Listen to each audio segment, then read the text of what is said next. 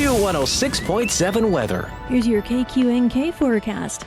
A freeze warning begins at 1 a.m. tomorrow morning. A fire weather watch begins at 1 p.m. tomorrow afternoon. Ample sunshine expected today with daytime highs approaching 56. Winds out of the northeast 10 to 15 miles per hour. Lows level off around 24. Tonight, clear skies. Ample sunshine expected tomorrow. Highs around 67. From the Weatherology Weather Center, I'm staff meteorologist Laura Lockwood.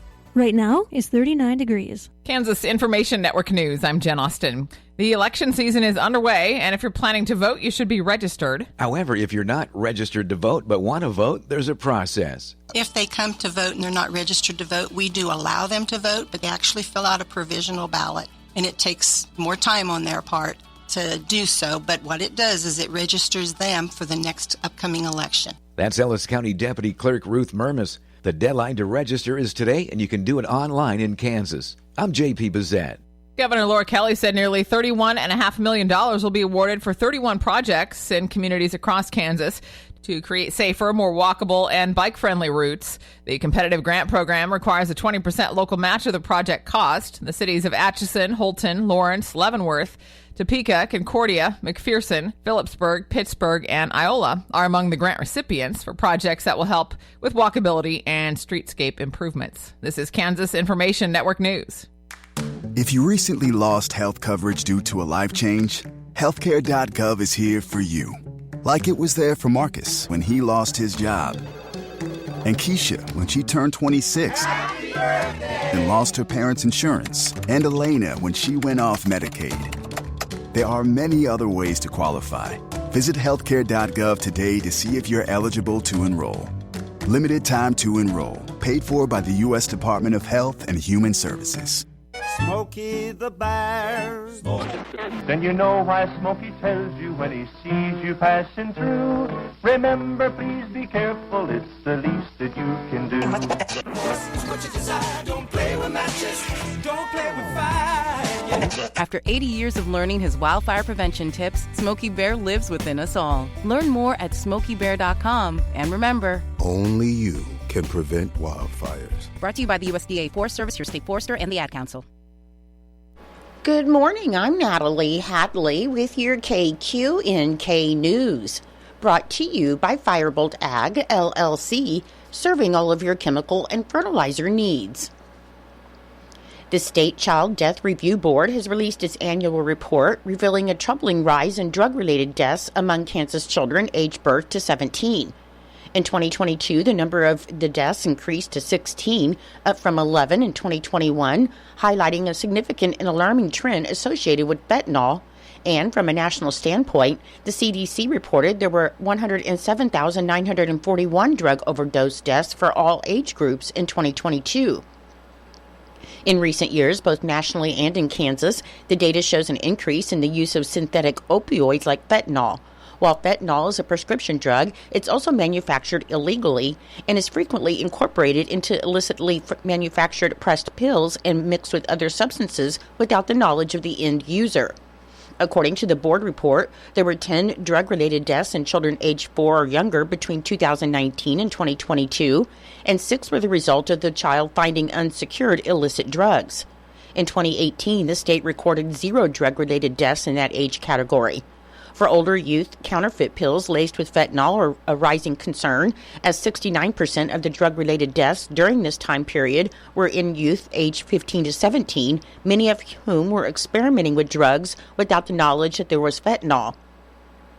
Overall, the report revealed that Kansas recorded 389 child fatalities in 2022, an increase from 349 in 2021, resulting in an overall child death rate of 56.3 deaths per 100,000 population. In addition to providing public policy recommendations, the report includes prevention points that families can use to decrease the likelihood of a child's death. The board is a multidisciplinary, multi-agency volunteer board organized by law within the Attorney General's office to examine trends and patterns that identify risk factors in the deaths of children from birth through 17 years of age. And the report is available on the Attorney General's website at ag.ks.gov/SCDRB. The Kansas Department of Agriculture has funds available for certified organic operators through the National Organic Certification Cost Share Program, where farms, ranches, and businesses that produce, process, or package certified organic agricultural products may be reimbursed for eligible expenses. The purpose of the National Organic Certification Cost Share Program is to defray the costs of receiving and maintaining organic certification under the National Organic Program. The Kansas Department of Agriculture may provide reimbursements to certified organic operators for 75% of their operation's total allowable certification costs, up to a maximum of $750 per certification scope, and scopes include the areas of crops, livestock, wild crops, and handling or processing. The U.S. Department of Agriculture Farm Service Agency awards National Organic Certification Cost Share Program funds to eligible state agencies who work directly with organic operations to reimburse organic certification costs. The Kansas Department of Agriculture can reimburse costs incurred from October 1st, 2023 through September 30th, 2024. And applications are being accepted now through October 31st, 2024, or until all the funds are expended, whichever comes first. Applications may be submitted either by mail or email. It's the mission of the Kansas Department of Agriculture to support all facets of agriculture, including lending support to those who wish to market and sell their products as certified organic. For more information, you can go to the Kansas Department of Agriculture website at agriculture.ks.gov. This time of year marks the period when vehicle-deer collisions increase, and Kansas roadways are no exception. So that's why the Kansas Highway Patrol, the Kansas Department of Transportation, the Kansas Department of Wildlife and Parks, the Kansas Turnpike Authority, and AAA Kansas are offering helpful tips to assist drivers as they navigate Kansas roadways, including what to do if motorists have a collision with a deer. To avoid incurring costly vehicle repairs or worse, state experts have offered helpful safety tips that include to be especially watchful at dawn and dusk when the deer are more active. If you see one deer, you should expect others, as deer seldom travel alone. Be extra vigilant and reduce vehicle speeds near wooded areas or green spaces, such as parks and golf courses, and near water sources, such as streams and ponds. Deer crossing signs show areas where high numbers of vehicle-deer collisions have occurred in the past, so be extra cautious in those areas. Don't swerve to avoid hitting a deer, as the most serious crashes can occur, which could cause you to potentially lose control of your vehicle, leave the road, or veer into oncoming traffic. Always wear a seatbelt and use appropriate child safety seats, as these are the best defense in any collision. Use bright headlights when there's no oncoming traffic, and scan the roadways ahead for the reflective eyes of deer. If a collision occurs, move your vehicle to the shoulder of the roadway if possible and call law enforcement, and remain in your vehicle with your seatbelt fastened. If a secondary collision would occur, motorists are better protected when inside their vehicles and properly restrained. To remove a deer carcass or any part of a deer from a collision site, a salvage tag must first be obtained, and salvage tags can be issued by the Kansas Department of Wildlife and Parks, game wardens, sheriff's deputies, or Kansas Highway Patrol troopers. This fall season, remain as safe as possible in your vehicle by staying alert, slowing down, and eliminating distractions while driving.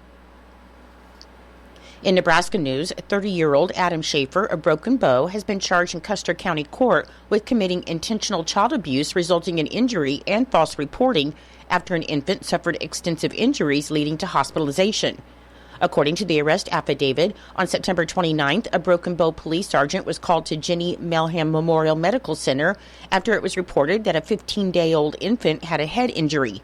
The affidavit said the infant had extensive bruising and other injuries, including a right parietal skull fracture and a broken pelvis, and the infant was transported to Children's Hospital in Omaha for further treatment.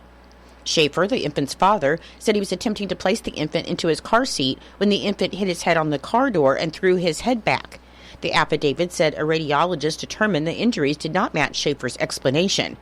In an interview with a Nebraska State Patrol investigator on September 30th, Schaefer said he took the infant for a ride in the car, slapping him 3 times with an open hand before throwing him down in the car seat.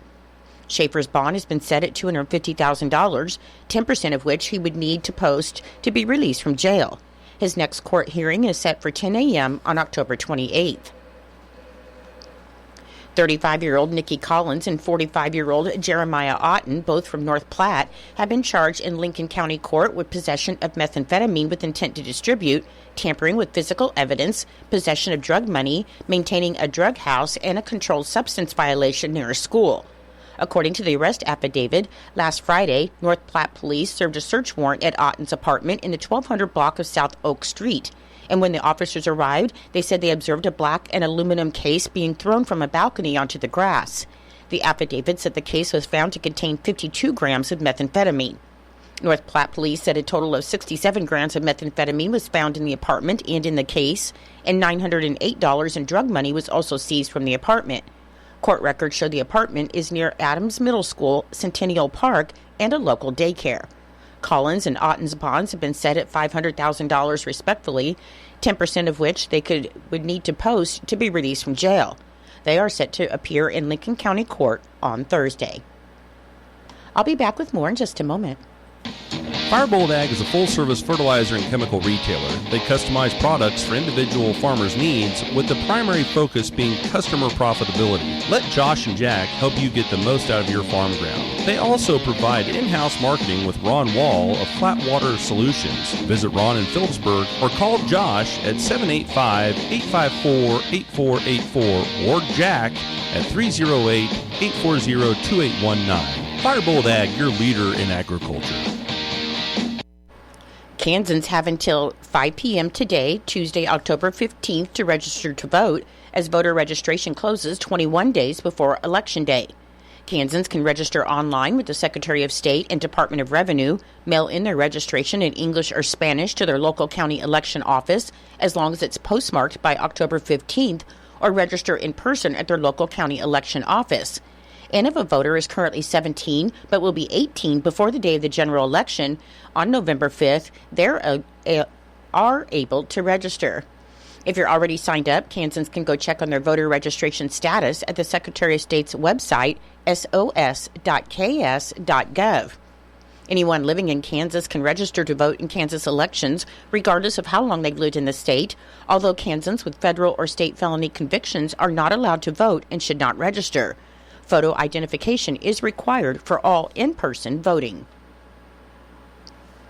Oral Health Kansas is proud to announce it has been awarded the ARPA 9817 project grant from the Kansas Department of Health and Environment, Division of Healthcare Finance.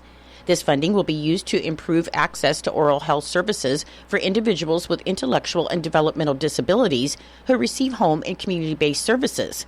The grant also aims to reduce barriers caregivers encounter when supporting oral health care at home and to create a culture that values oral health as a part of overall health for Kansans of all ages, cultures, and resources. Oral Health Kansas will work alongside several key partners to execute the initiative, including Interhab, the Kansas Dental Association, Families Together Incorporated, the Community Care Network of Kansas, Self-Advocate Coalition of Kansas, and many others. Key activities of the grant project include to increase medical dental providers, expand the use of the My Dental Care Passport, and provide training programs for providers and consumers. This grant builds on years of work, including the Dental Passport Initiative, Project Echo Series, and advocacy for improved Medicaid dental coverage. The funding allows Oral Health Kansas and its partners to continue removing barriers to oral health care for individuals with disabilities and ensure a stronger support system for caregivers. On Saturday afternoon, a head-on collision occurred on U.S. Highway 24 in Clay County, Kansas, and the incident resulted in the fatalities of 2 individuals and serious injuries to 3 others. According to the Kansas Highway Patrol, a 2001 Ford Ranger pickup truck crossed the center line and collided with a westbound 2004 Toyota Sienna minivan, and the crash occurred approximately 7 miles west of Clay Center at 3:55 p.m. 2 passengers in the Toyota Sienna, 72-year-old Robert M. McCollum and 79-year-old Alma J. Wright, both of Gardner, lost their lives in the collision. Neither of the victims was wearing a seatbelt. 2 other individuals were transported to local hospitals with serious injuries, identified as 55-year-old Sharman S. McCollum and 80-year-old Gary W. Wright, and information regarding seatbelt use for the injured passengers was not immediately available. The 18-year-old driver of the Ford Ranger, Richard T. Jackson of Clay Center, was also seriously injured and transported to a local hospital, and it is reported that Jackson was wearing a seatbelt. The driver of the Sienna, 47-year-old Jonathan L. Wright, was reported uninjured in the crash. The Kansas Highway Patrol is investigating the cause of the accident. The Kansas Highway Patrol reported that a 2022 Mack Pinnacle driven by Frank Eugene Hall, 67 of Kerwin, was southbound on Phillips County W500 Road, 3/4 of a mile north of Speed, Kansas, just after 10 p.m. on Monday. The truck traveled off of the road, entered the west ditch, rolled over, and came to rest on the passenger side. EMS transported Hall to the Phillips County Hospital. He was not wearing a seatbelt, according to the Kansas Highway Patrol. A memorial service for Floyd Merlin Collip, known as Lynn or Doc, will be held at the Norton Christian Church on Saturday, October 19th at 10:30 a.m., and a luncheon will follow at the church. A private burial was held at Mount Hope Cemetery in Almena.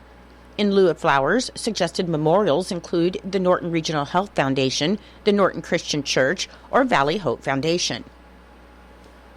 Your menu today for Eisenhower Elementary School. For lunch, you'll have chicken fry, whipped potatoes, gravy, cucumber slices, mixed vegetables, fruit cocktail, and milk. For Norton Community High School and Junior High, your lunch today will be pulled pork sandwiches or corn dog, fruit, and milk. And for Northern Valley Schools, your lunch today will be shepherd's pie, roll, vegetable, and fruit. I'm Natalie Hadley. Your KQNK News was brought to you by Firebolt Ag, LLC, farmers helping farmers to succeed. You can contact Firebolt Ag today to get the most out of your farmland. Your KQNK weather forecast is being brought to you by Hinkle Termite and Pest Control, your Norton experts for all of your pest control needs. Your KQNK weather forecast for today, it should be sunny with the high near 56 and breezy with an east wind of 15 to 20 miles per hour and gusts as high as 30 miles per hour. For tonight, it should be mostly clear with the low around 24 and an east wind of 5 to 10 miles per hour becoming south after midnight. On Wednesday, it should be sunny with the high near 67 and breezy with wind gusts as high as 35 miles per hour. And on Wednesday night, it should be clear with the low around 47 and breezy with a wind gust as high as 35 miles per hour. I'll be back with the rest of your forecast in just a moment.